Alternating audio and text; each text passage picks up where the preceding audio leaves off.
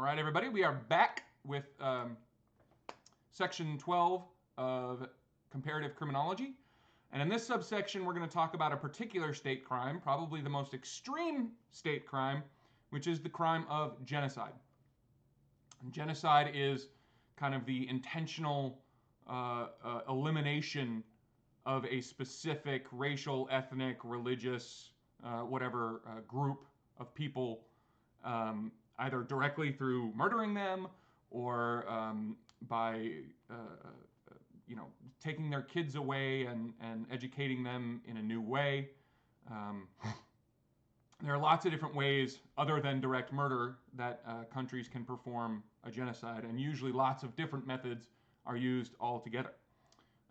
But three of the kind of processes used either prior to a genocide, during a genocide, or both are, the first one is dehumanization. There is a concerted effort to make the people that the genocide is going to be committed against seem less than human. They're not good enough. They're not smart enough. Their religion is evil, or their ethnic or racial group is, not as evolved as we are, and it is a very, very, very consistent thing if you look at genocides throughout history, that the dominant group has used a program of propaganda, either through books and newspapers, or more in the modern era, television, news, politics. All those processes get this message that these other people are lesser. They're not as good as us. They're not as smart as us. So that forms the basis of getting the dominant group ready to eventually eliminate those groups. The second concept we have to kind of focus on, that's essentially present in every genocide throughout history, is the concept of authority, i.e., the people actually committing the crimes are taught this mentality and embrace this mentality that you have no authority, the decision is made by those above, I'm just following orders, I'm killing these people because I was told to do so. And it's a way of taking agency away from the self, putting it on this, many times nameless, faceless authority. They have told me to do this. And now I'm murdering these people, or taking their kids away, or doing any of these other horrible things. But it's not my fault. I was just following orders. And then the third concept is routinization, as in making things seem routine, right? There's a feeling of, I might be murdering this person, but they're less than me because they're dehumanized, and I was told to do it from above, so I didn't have a choice. And it becomes kind of routine. Like, this is normal. This is expected. Like, of course I'm going to murder these people. I'm going to do the same thing tomorrow. I did the same thing yesterday. It's just kind of normalized, is another way to put it. Now, the term genocide is very, very difficult, right? We can talk about genocides that happened in the past, but it's much more comparatively rare to talk about genocide as it's happening. There's a lot of political, military, diplomatic issues that arise if a genocide is happening. So during an actual genocide, you'll see both media members and politicians and other groups that use terms like ethnic cleansing or humanitarian crisis. And they definitely are those things, but it's very rare to hear people use the term genocide when the thing is actually happening. Afterwards, when historians and researchers and a bunch of people have been able to kind of study what happened, and there's more video evidence and actual physical evidence of what exactly happened than there was at the time it was actually happening.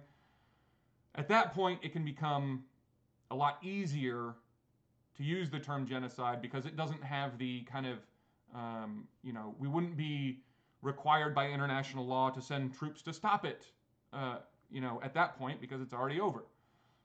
So it is a difficult thing to talk about and a difficult term to use because, well, we'll move on. The history of genocide. So modern researchers have kind of put it into three eras, right? There's the colonial era, which was kind of, everything kind of from the beginning until, late 1800s, but really primarily focused on the 17th and 18th century, because that's when so many, especially European powers, went out into the world and started colonizing different areas from, the United States and Canada and South America to Australia and New Zealand, to different parts of Africa, and really committed some really horrific genocides on the people they found there. Christopher Columbus, from 1492 until very, very recently, we've had a really disturbing history of genocide and ethnic cleansing and civil rights violations against the natives here in the Western Hemisphere. And that was done in a very systematic way by many, again, mostly European powers. Kind of at the end of that era is very late 19th century.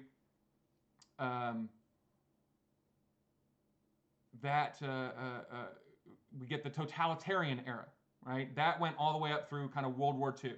And World War II, of course, the peak of genocide, probably the most famous genocide in world history, was the Holocaust, committed in Germany against people of Jewish descent, but not only people of Jewish descent, also homosexuals, Slavic people, Romani, socialists. There was, many, many, many millions of people killed during that conflict. And then kind of post-World War II, we've talked about the ethnic cleansing era. And this is, unfortunately, not free of genocides, as we would hope after World War II, and we saw how horrible that was. We would hope that humanity would have kind of learned its lesson, but of course it hasn't.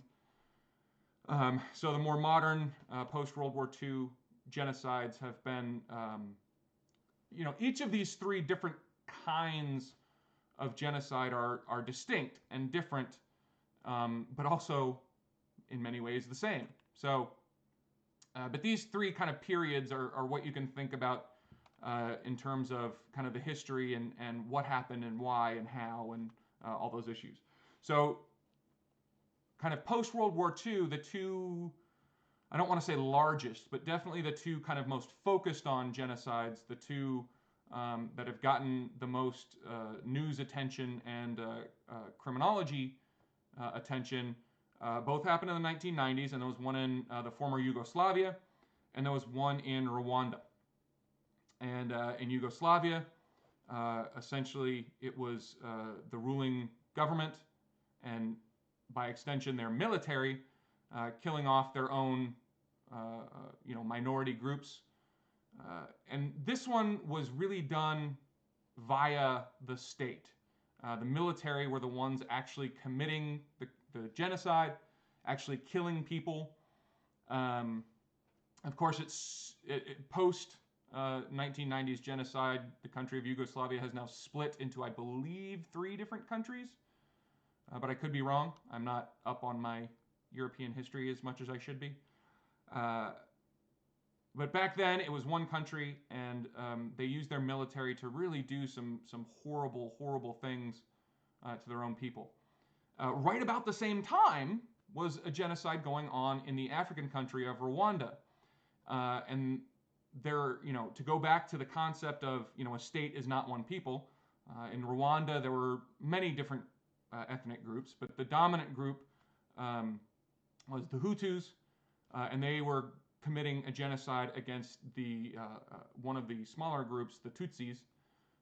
And this one was less kind of conducted via the military and the state by itself, and more done by kind of normal people. Like, it was just normalized to such a degree that just everyday Hutu people would pick up a machete and walk to their neighbor's house and murder them.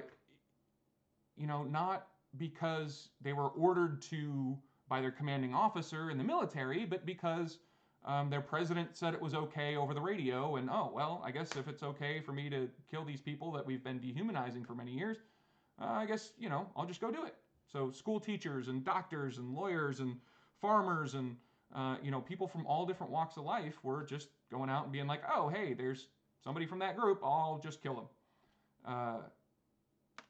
So it was a very disturbing, very brutal genocide of that people. So there's two kind of classic pieces of research that are often applied to genocide and the study of genocide and why and how it happens. First one there is Milgram, very famous Milgram experiments. And Milgram was a psychologist who wanted to know, post-World War II, all these Nazi soldiers were saying, oh, I was just following orders. And they would give away this agency. Like, I had no agency. It was, coming from above. So he decided to perform an actual experiment to see what this kind of process looked like and if Americans were as kind of authority-abiding as Germans would be. And basically what he did is, he told people that, there was this group of volunteers, and he said, okay, we're going to divide this group of volunteers into two groups. There's going to be the teachers, and there's going to be the learners. And the teachers, it kind of over a radio link, so you're not going to be within visual sight of each other, but over a radio link, we're going to talk. The teacher's going to list some words, and then the learner has to, I think, repeat those words back or something. It doesn't matter, but the teacher had to say something over the microphone, and the learner had to reply something. And if they got it wrong, the teacher would push a button that gave an electric shock to the learner. And for every one they got wrong, it would get worse and worse and worse and worse and worse. So you'd start off, the first wrong answer, you'd do a shock of level 1, and then the second time a shock at level 2, which was a little bit harsher. And I think it went up to 10 or 12 or something. So volunteers were split up. Teachers went into one room. Learners went into another. They were hooked up to the learners were hooked up to the shocking machine. The teachers went and started doing this, saying, trying to teach them this series of words. And inevitably, the learner would get one wrong and get shocked. The learner would say, oh, my heart, or, oh, it really hurts. I want to stop this. I don't want to do this anymore, or something, and the teacher, if they said something like, hey, maybe we should stop this, or hey, is that guy okay? Or, he sounds like he's really hurt, or, if they expressed any reticence to continue on with shocking this person, there was a person in a white lab coat with a clipboard in the room with the teacher saying, no, please continue. Please continue. And shockingly, most of the people who were the teacher would go all the way to the end, give the level 10 shock, or level 12, whatever the maximum one was. Most of the people went all the way.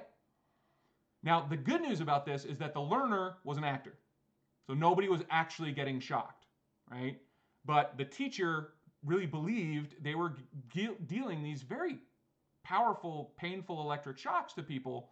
And because there was somebody in a white clipboard, somebody in a white coat and a clipboard saying, please continue, we need to continue the experiment, they did it. They followed those orders.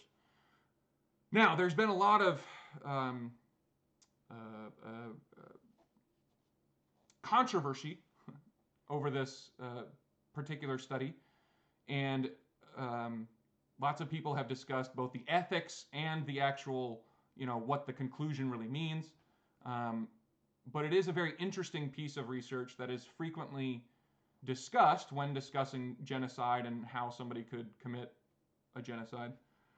The other piece of research is Sykes and Matza.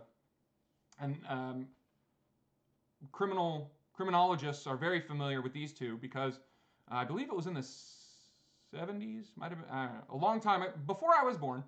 They published research about techniques of neutralization, right? And they were talking about normal crime, but it applies to genocide. And techniques of neutralization are, in the original paper, there were 5, but it was things like, I can justify that I did such and such thing, which happened to be a crime, but it was okay because. And then there are kind of 5 generic responses.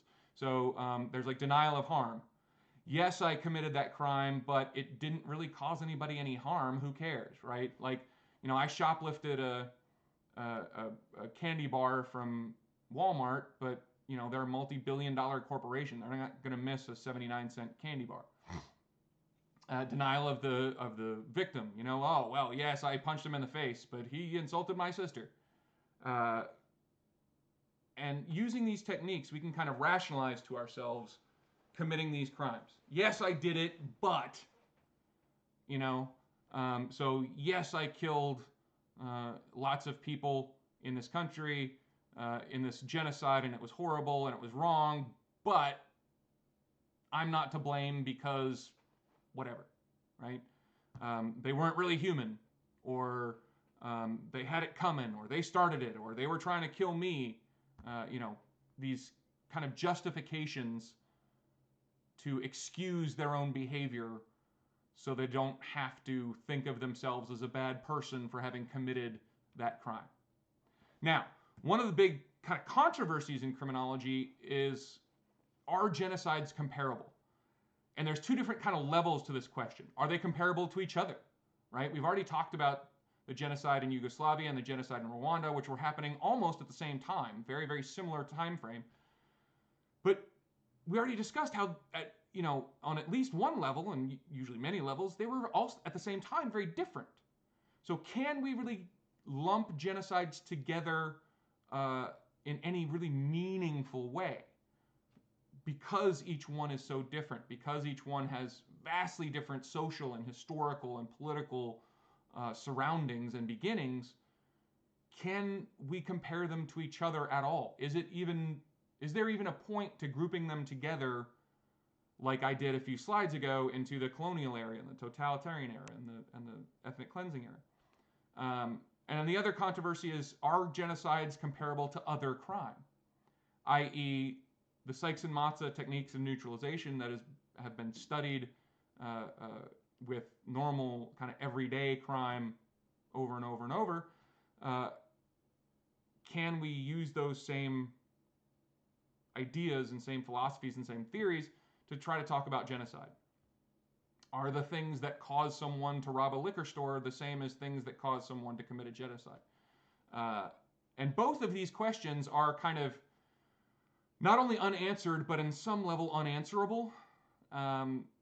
But, we criminologists really love arguing, so we continue to discuss these 2 ideas. Now, one of the things that often accompanies a genocide is sexual violence. Sexual assault, rape, those kinds of ideas, but more than that too. And there's lots of kind of reasons for this that have been studied and given by offenders or viewed as by experts post the actual act. One of the ideas is to kind of breed the victims away, right? So if I'm conquering your country and I want to get rid of you as a people, if you start having children that are half my race, half my religion, half my culture, then pretty soon, if we vastly outnumber you, and we do this a lot, pretty soon your bloodline and your culture and your race and your tribe, your people are going to be overwhelmingly look like me instead, and thus be my people. There's also the humiliation aspect of it, because if I can rape your wife and you can't stop me, that means you're lesser, and thus it's kind of a not only the humiliation of the woman being raped, but also her family, and by extension her community, is shamed and humiliated and seen as powerless. And in that same vein, men, are either raped directly, or in many cases, especially in the Rwandan genocide, they were castrated publicly in order to kind of publicly show their powerlessness. Like, this emasculated leader, this is your leader of this city or this group or whatever, and he's weak, and he's not even a man at this point. And so it was not only used to violence for violence's sake, but also to kind of send a message and to humiliate these groups, and even more show them as lesser. If he was as smart as me or as powerful as me, he would have been able to not prevent me from doing this. But because I can do this, it shows how powerless he is and how weak he is, and he's never going to have kids again, of course. And so we go back to the whole breeding the victims away process. But sexual violence and genocide are very, very intertwined. Sex and genocide, well, I should say rape and genocide, both have this a commonality of power. We have power, you don't have power. So that same process of demonstrating that we have the power and you don't is tied up in both sexual violence and genocide. So you often see them committed together. Now, the last thing we're going to talk about is outsourcing of state crime. And this is mostly a modern phenomenon, but essentially what we're talking about here is, instead of a nation or a state doing something themselves, they hire a private company, either from their country or another country, to do it for them. So instead of invading this country with my country's military, I'm going to spend a bunch of money to hire mercenaries to do it and accomplish the same goal, but it's not us doing it. Even though we're the ones paying for it, pay no attention to that. It's still not us doing it, so we can't be held accountable for that. So, it's politically, it provides cover, right? So, there was a tragedy and soldiers murdered a bunch of people in this country. Oh, well, it wasn't our military people. It wasn't, so we shouldn't be held politically responsible for that. There's also less media coverage because media is much more difficult it's much more difficult for them to cover private companies doing things than it is to cover the militaries doing things. It deflects blame, right? And just overall, there's less scrutiny when it's not a soldier, a military soldier doing it, it's a private contractor. So whether it's, in a war zone of killing people or disappearing prisoners of war or suspected terrorists, many modern countries are finding it a lot easier and more viable to hire people to do that rather than doing it themselves through the normal state apparatus of the military or the police or whoever. All right, that was a very tough subject. It's always difficult to talk about, but I think it's important to discuss crimes like that and try to understand them. And again, this is a very, very surface level discussion of these topics. If this is something that interests you and you want to learn more about, please, please, please find another course to take, or a book, or a documentary, or something about the subject, because it is important despite the fact that it's really difficult to teach about and to learn about and to read about and to see. Anyway, thank you, and I'll see you in the next section.